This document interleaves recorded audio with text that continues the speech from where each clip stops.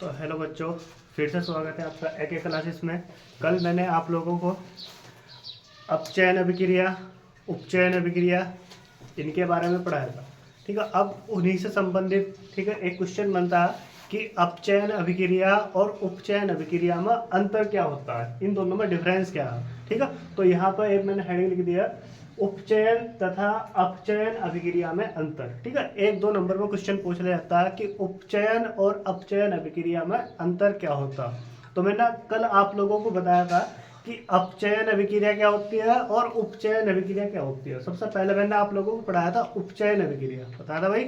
तो उपचयन अभिक्रिया के बारे में मैंने आप लोगों को बताया था कि उपचयन अभिक्रिया वह रासायनिक अभिक्रिया होती है जिसमें ऑक्सीजन का क्या होगा, योग, और हाइड्रोजन की क्या होगी, कमी। ठीक है, उसे हम क्या बोलते थे, उपचयन अभिक्रिया। ठीक है, ठीक इसके बाद मैंने आप लोगों को पढ़ाया था अपचयन अभिक्रिया। अपचयन अभिक्रिया में बताया था कि ऐसी रासायनिक अभिक्रिया जिसमें ऑक्सीजन की तो होगी कमी और हाइड्रोजन का क्या होगा, योग, उसे क्या बोल देते हैं हम, अपचयन अभिक्रिया। ठीक है, अब उसी के आधार पर हमें क्या करना है, इनमें अंतर करना। ठीक है, कि इसमें मेन डिफरेंस क्या होता है। ठीक है, तो हम बात करते हैं उपचयन तथा अपचयन अभिक्रिया में अंतर। ठीक है, अब इनमें देखो अंतर कैसे करेंगे। ठीक है, एक साइड हमने लिख लिया उपचयन अभिक्रिया और एक साइड लिख लिया हमने अपचयन अभिक्रिया। ठीक है, अब इन दोनों में क्या करना, अंतर करना। जब भी किसी भी दो चीजों में हमें अंतर करना होता तो सबसे पहला जो अंतर होता है उनकी डेफिनेशन ही सबसे पहले उनका क्या होगा, अंतर होगा।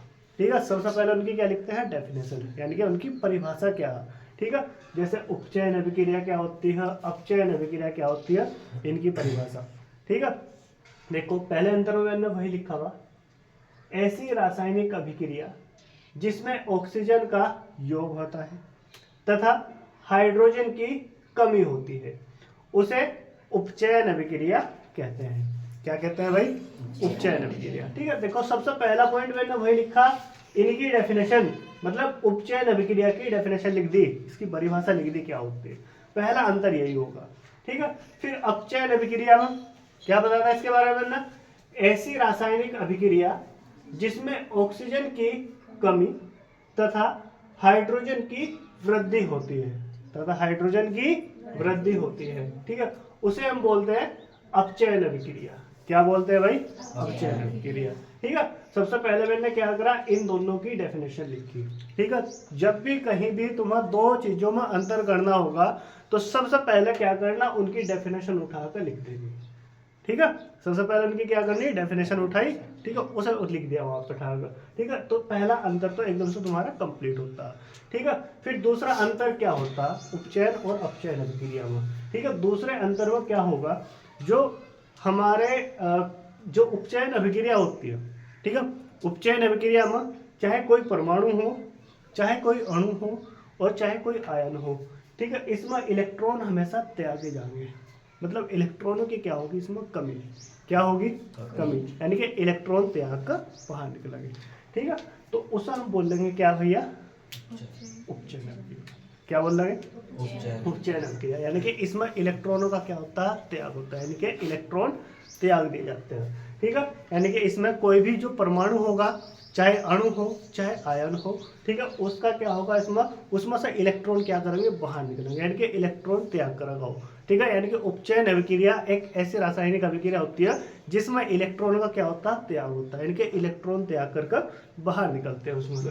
ठीक है, तो उसे हम बोलते हैं उपचयन अभिक्रिया। दूसरा अंतर यही था इसमें, देखो इसमें परमाणु, अणु या आयन, ठीक है, इसमें परमाणु, अणु या आयन इलेक्ट्रॉन त्यागता है। ठीक है, यानी कि जो उपचयन अभिक्रिया होगी इसमें कोई भी परमाणु हो, चाहे अणु हो या आयन हो, वो क्या करता है, इलेक्ट्रॉनों का त्याग करता है, यानी कि उसमें से इलेक्ट्रॉन निकलकर बाहर जाते हैं। ठीक है, तो इलेक्ट्रॉनों का त्याग करने वाली जो अभिक्रिया होगी वो कौन सी होगी, उपचयन अभिक्रिया। कौन सी अभिक्रिया, उपचयन अभिक्रिया। ठीक है, इसके बाद आती है हमारी अपचयन अभिक्रिया। उसमें ठीक इसका अपोजिट, इसमें इलेक्ट्रॉनों का क्या किया जा रहा है, त्याग, यानी कि इलेक्ट्रॉन बाहर निकालने जा रहे हैं। लेकिन इसमें क्या होगा, कोई भी परमाणु हो, अणु हो या आयन हो, ठीक है, वो हमेशा क्या करेगा, इलेक्ट्रॉनों को ग्रहण करेगा। ठीक है, इसने परमाणु जो अणु आयन है वो क्या कर रहा था, इलेक्ट्रॉन त्याग रहा था, लेकिन ये क्या कर रहा है, इलेक्ट्रॉन ग्रहण कर रहा है, अपने अंदर इलेक्ट्रॉन क्या कर रहा, ठीक है। तो उस अभिक्रिया को हम क्या बोल देंगे, अपचयन अभिक्रिया। क्या बोल रहे हैं, यानी कि अपचयन अभिक्रिया जहां भी संपन्न होगी उसमें इलेक्ट्रॉनों को क्या किया जाएगा, ग्रहण किया जाएगा, यानी कि अपने अंदर समाहित किया जाएगा। इसमें कोई भी परमाणु हो, अणु हो या आयन हो, वो हमेशा इलेक्ट्रॉनों को अपने अंदर क्या करता है, ग्रहण करता। कौन सी अभिक्रिया होगी वह, अपचयन अभिक्रिया। बात समझ में आई, ठीक है। दूसरा अंतर ये हो गया। फिर तीसरे अंतर में क्या करो, उनके एक दो उदाहरण लिख दो, ठीक है। जैसे हमने आप लोगों को बताया था उपचयन अभिक्रिया। उपचयन अभिक्रिया में क्या होता है, ऑक्सीजन का योग होता है, हाइड्रोजन की कमी होती है, ठीक है। तो उससे संबंधित मैंने क्या करा, एक उदाहरण उठाकर रख दिया, ठीक है। मैंने कार्बन की अभिक्रिया ऑक्सीजन के साथ में कराई। कार्बन और ऑक्सीजन मिलकर के क्या बनाओगे, कार्बन डाइऑक्साइड। देखो ऑक्सीजन का क्या हुआ, योग। जब ऑक्सीजन का योग हुआ तो कौन सी अभिक्रिया संपन्न होगी, उपचयन अभिक्रिया। बताओ इसका उदाहरण है या नहीं है, तो एक अंतर तो ये भी होगा, ठीक है। इसी तरीके से अपचयन अभिक्रिया। अब अपचयन अभिक्रिया में भी देखो, अपचयन अभिक्रिया में भी हम देख रहे हैं, इसमें क्या होता है, ऑक्सीजन की क्या होती है, कमी, और हाइड्रोजन का क्या होता है, योग, ठीक है। तो इसका भी एक उदाहरण उठाकर लिख दिया। ये देखो हाइड्रोजन है, इसकी अभिक्रिया हमने क्लोरीन से कराई, हाइड्रोजन की अभिक्रिया क्लोरीन से कराई तो क्या बना, हाइड्रोक्लोरिक अम्ल, ठीक है। हाइड्रोजन का क्या होगा, योग, योग हो गया तो कौन सी अभिक्रिया, अपचयन अभिक्रिया। बात समझ में आई। तो ये थे क्या इनमें, उपचयन तथा अपचयन अभिक्रिया में अंतर, ठीक है। बहुत इंपॉर्टेंट है, एक दो नंबर में पेपर में आ जाते हैं, ठीक है, आगे रखे हैं पेपर में, ठीक है। अब इसके बाद अभिक्रिया आती है, ये वेरी वेरी बहुत ही मोस्ट इंपॉर्टेंट अभिक्रिया है, पेपर में काफी बार आ रखी है, जिसे बोलते हैं रेडॉक्स अभिक्रिया। क्या बोलते हैं, या इसका अन्य नाम होता है अपौपचय अभिक्रिया। क्या नाम है, अगर रेडॉक्स अभिक्रिया लिखा हुआ नहीं आया तो उसकी जगह क्या आ सकता, अपौपचय अभिक्रिया। क्या होगा, अपौपचय अभिक्रिया से बोलते हैं, ठीक है। रेडॉक्स अभिक्रिया को इंग्लिश में भी रेडॉक्स ही बोलते हैं, ठीक है। ध्यान रखना, कभी पता लग रहा है इंग्लिश में अलग देख रहा हूँ तो एक ही चीज होती है, रेडॉक्स अभिक्रिया हिंदी में भी रेडॉक्स ही होती है और इंग्लिश में भी रेडॉक्स ही से बोलते हैं, ठीक है। इसका अन्य नाम क्या है, अपौपचय अभिक्रिया। क्या नाम है इसका, अपौपचय अभिक्रिया। अब जो रेडॉक्स अभिक्रिया है ये बहुत इंपॉर्टेंट है, वेरी वेरी मोस्ट इंपॉर्टेंट अभिक्रिया होती है। अब इसे जरा समझो क्या होती है।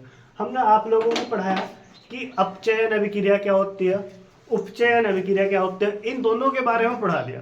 लेकिन अब बात आती है रेडॉक्स अभिक्रिया इंपॉर्टेंट क्यों है। रेडॉक्स अभिक्रिया इंपॉर्टेंट इसलिए क्योंकि ये एक ऐसी रासायनिक अभिक्रिया होती है जिसके अंदर उपचयन अभिक्रिया भी और अपचयन अभिक्रिया भी एक साथ में क्या होती है, संपन्न होती है, यानी कि एक ही अभिक्रिया में दोनों की दोनों, ठीक है। उपचयन अभिक्रिया भी और अपचयन अभिक्रिया भी एक साथ क्या होती है, संपन्न होती है, इसलिए ऐसा क्या बोलते हैं, रेडॉक्स अभिक्रिया। क्या बोलते हैं, रेडॉक्स अभिक्रिया। बहुत इंपॉर्टेंट है, ठीक है।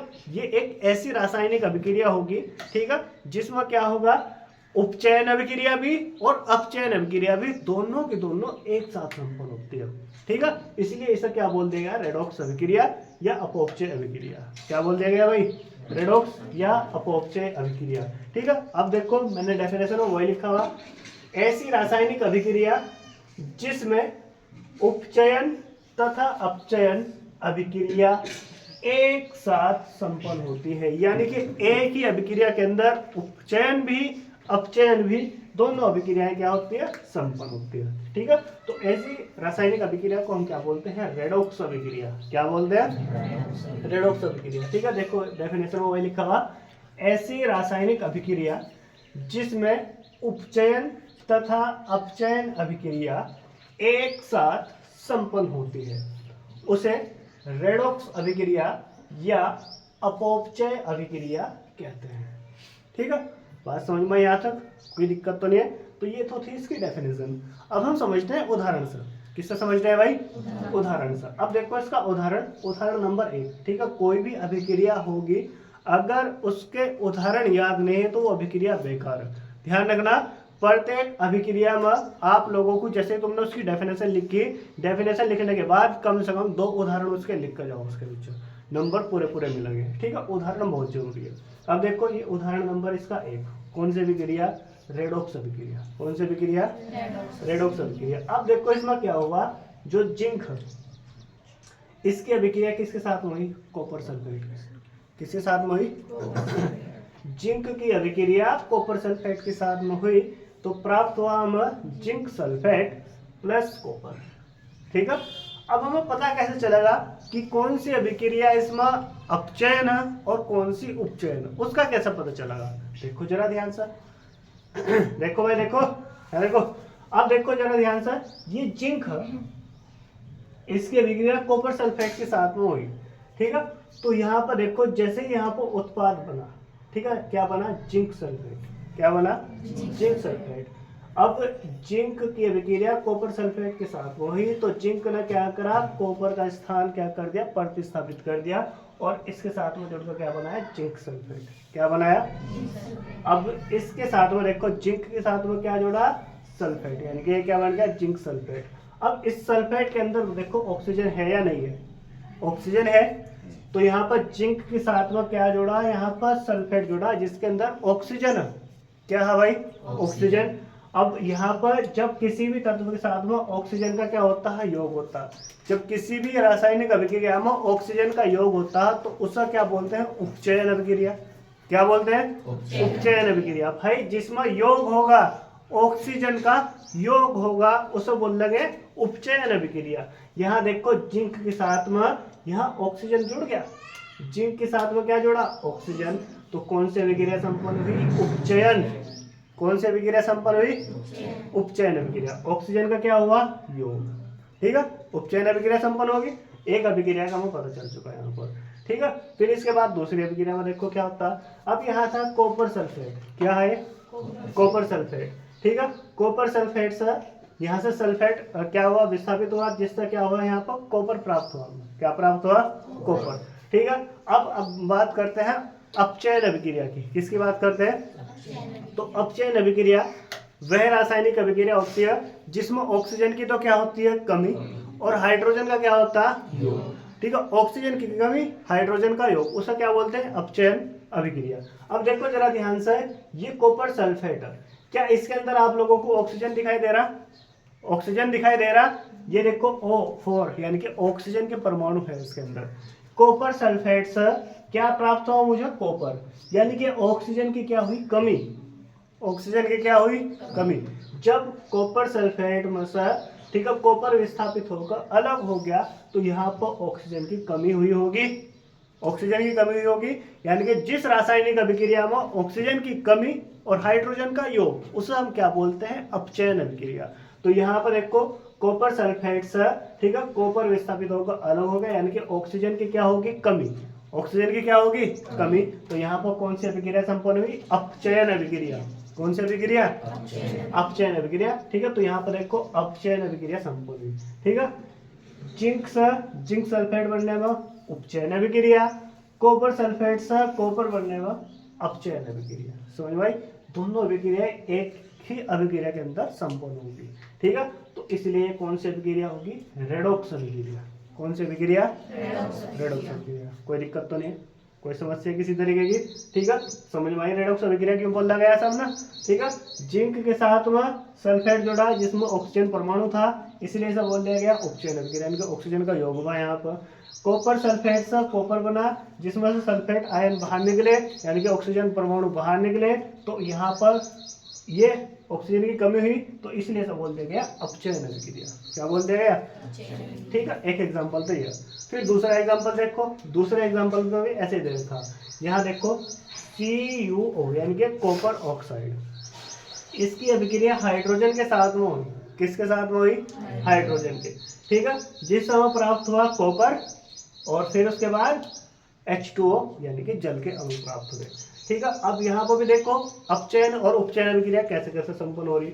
यहाँ देखो कॉपर ऑक्साइड, इसके साथ में ऑक्सीजन जुड़ी हुई कॉपर ऑक्साइड से, ठीक है, ऑक्साइड जो है यानी कि ऑक्सीजन परमाणु विस्थापित होकर क्या हो गया? अलग, जिससे क्या प्राप्त हुआ? हमें कॉपर। क्या प्राप्त हुआ?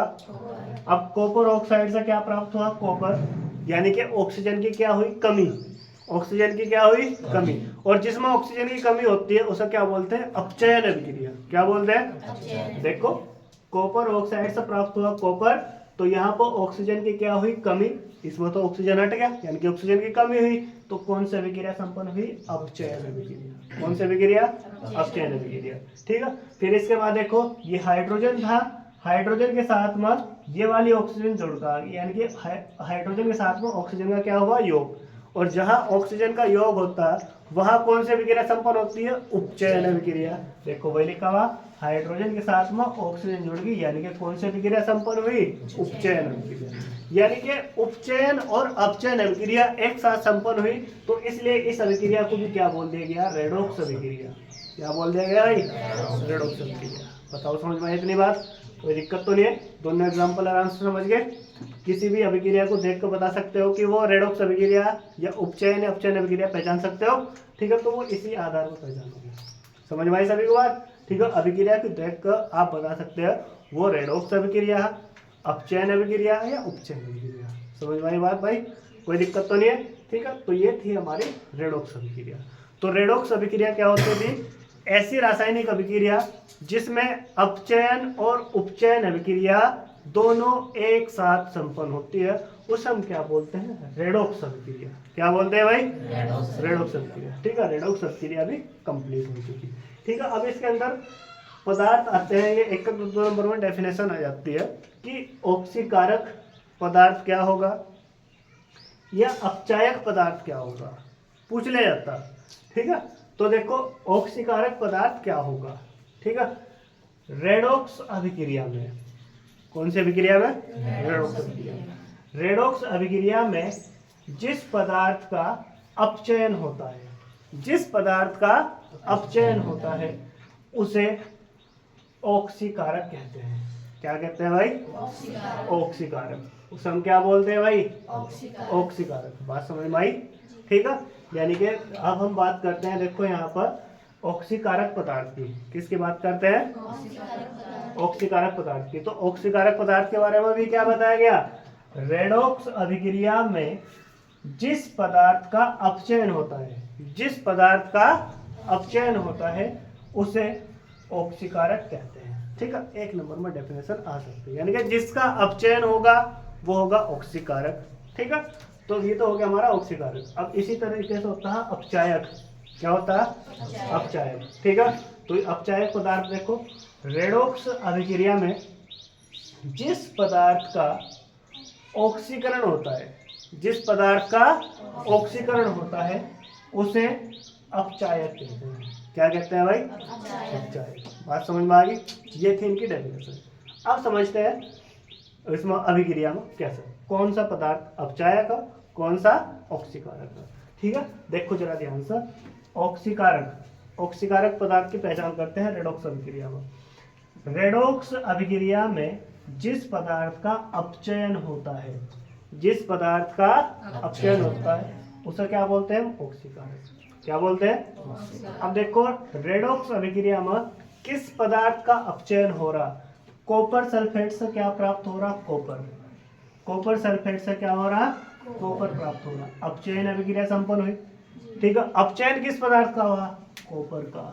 किसका हुआ, तो ऑक्सीकारक पदार्थ क्या हुआ, कॉपर। क्या हुआ, कॉपर। ठीक है, फिर इसी तरीके से हम बात करते हैं अपचायक पदार्थ क्या होगा। अपचायक पदार्थ की पहचान करनी है हमें, तो अब हम बात करते हैं रेडॉक्स अभिक्रिया में जिस पदार्थ का ऑक्सीकरण होता है, जिस पदार्थ का ऑक्सीकरण होता है उसे क्या बोलते हैं, अपचायक। ठीक है, अब रेडॉक्स अभिक्रिया में किस पदार्थ का ऑक्सीकरण हो रहा है, देखो जरा ध्यान से। अब यहाँ पर देखो उपचयन अभिक्रिया कहाँ संपन्न हो रही है, ये देखो ये हाइड्रोजन है, क्या है, इसके साथ में क्या जुड़ रहे हैं, ऑक्सीजन, यानी कि इसका क्या हो रहा, ऑक्सीकरण। क्या हो रहा, यानी कि ऑक्सीजन का क्या हो रहा, योग। हाइड्रोजन के साथ में ऑक्सीजन जुड़ रही, यानी कि यहाँ पर कौन सी अभिक्रिया संपन्न हुई, उपचयन। ठीक है, यानी कि हाइड्रोजन का क्या हुआ, ऑक्सीकरण। क्या हुआ, ऑक्सीकरण। तो ये पदार्थ ही हमारा कहलाता अपचायक। क्या कहलाता, अपचायक। ठीक है, इस तरीके से पहचान करनी होती है। तो समझ में आया सभी को भाई। ठीक है, अपचायक पदार्थ क्या होगा, ऑक्सीकारक पदार्थ क्या होगा, पहचान लोगे किसी भी अभिक्रिया में। ठीक है, तो आराम से देख कर पहचान सकते हो। समझ में आया सभी को। तो आज की क्लास में इतना ही। ठीक है, इससे आगे के जो टॉपिक है वो मैं कल की क्लास में आप लोगों को पढ़ाऊंगा। Thank you.